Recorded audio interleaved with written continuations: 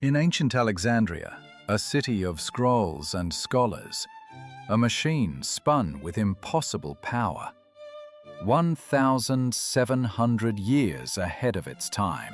Within these hallowed walls, the accumulated knowledge of the ancient world was gathered, catalogued, and debated by history's greatest minds. Among them was an inventor named Hero, a quiet genius whose work blurred the line between science and magic. Before an audience of astonished scholars, he presented his latest creation, a strange, polished metal sphere mounted over a cauldron.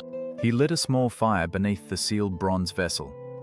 The scholars leaned in, their curiosity piqued by the simple setup. Soon, a soft hiss emerged. Thin jets of steam began to escape from two bent nozzles on the sphere's sides. Then the impossible happened. The sphere began to turn on its axis, slowly at first, then faster and faster. The scholars looked on in silent awe. They were witnessing the world's first steam engine in motion. Hero called his device the Aeolipile, or the Ball of Aeolus, named for the Greek god of the winds. It was a perfect demonstration of steam power, a principle that would launch the Industrial Revolution. But centuries later, this incredible invention appeared in the 1st century AD. A spark of the future in a world of antiquity, which raises the great question. If the ancient world held this power, why did it vanish without transforming their civilization? To understand its fate, we must understand its world. This device wasn't just a machine. It was a philosophical statement. The risk of harnessing such power was not economic. It was metaphysical, a challenge to the natural order of things. And the reward? Not industrial might, but something far more valuable to the Greeks. Pure, unadulterated understanding. Hero's own writings describe dozens of devices. The chronicler now studies a faithful copy of his manuscript, Pneumatica. Here, detailed schematics show the Aeolipile's construction. A simple boiler, 2 pipes, and a pivoting sphere. The narrator's finger traces the path of force. Water becomes steam. Steam creates pressure. Pressure becomes motion. Pure elegance. But this was a world powered by living things. The muscles of men and beasts built its empires. The concept of a labor-saving device was culturally alien. There was simply no perceived need for one. He gazes out from the library's portico. The great Pharos lighthouse illuminates a city of temples, not factories. Hero demonstrated his engine as a marvel of natural philosophy, a party trick for the intellectual elite. It was a device designed to showcase the invisible powers of nature, like wind and steam, made manifest. It wasn't a tool for work, it was a tool for thought, a physical embodiment of scientific principles. The great gamble, then, was entirely intellectual. How far could the human mind push the boundaries of understanding? Could humanity comprehend the forces it was beginning to unleash? Or was it not yet ready for such fire? And so the engine spun in its lecture hall, a dazzling spectacle destined to be recorded as a mere curiosity. A revolution was sparked, but no one was there to fan the flames. The chapter closed on the age of steam. To truly unravel this map of lost potential, we must look closer at the engine's design. The genius is in its simplicity. First, a sealed cauldron of bronze or copper served as the boiler. This vessel held the key, water turning to vapor. From the lid of this cauldron, 2 hollow tubes reached upward, acting as both supports and conduits for the steam. These pipes fed directly into the hollow sphere, which was carefully balanced to pivot with minimal friction. And finally, the secret to its motion? 2 L-shaped nozzles, vents pointing in opposite tangential directions. As pressurized steam blasted from these vents, it created thrust, equal and opposite reactions causing the sphere to spin. This was a demonstration of rocket propulsion. It was Newton's 3rd law of motion, 1,500 years before Newton. He holds his hands out, mimicking the spinning sphere. A simple principle, yet it held the power to remake the world. The mechanics were not just sound, they were revolutionary. So the question deepens. Why was this power never applied? The fire, the water, the metal, the motion. All the elements were there.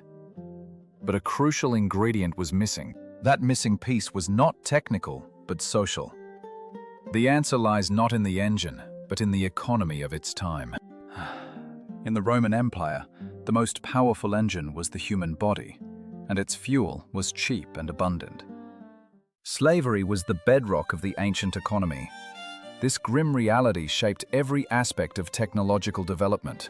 Why invent a machine to lift a stone when you could command 100 men to do it for nearly nothing? There was no economic problem for the steam engine to solve.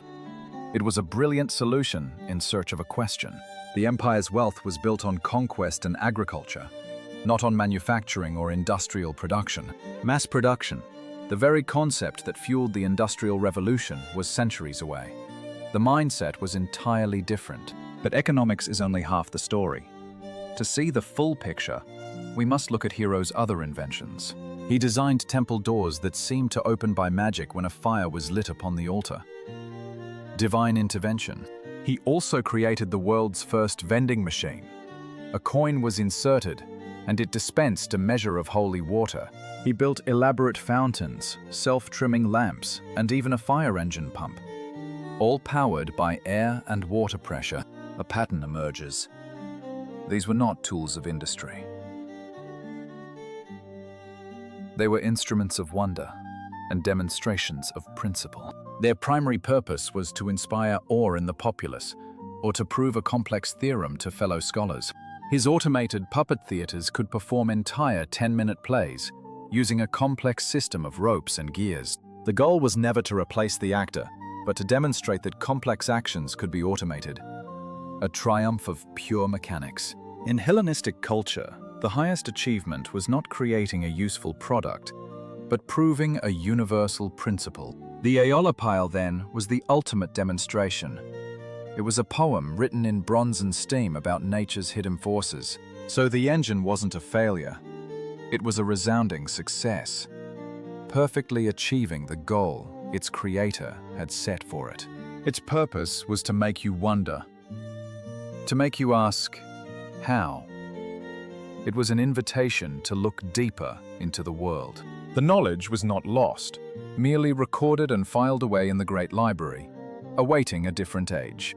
Said, an age with the right questions, the right needs, and the economic incentive to turn this principle into power. The steam engine had to be invented twice, once for philosophy and once for industry. Two different worlds. What if things had been different? What if one person had seen not a toy, but a tool? Perhaps a military engineer, seeing a way to power a siege engine. Or a miner, wanting to pump water. That single shift in perspective, from what is it to what can it do, is the very definition of innovation. The technology existed. The science was understood.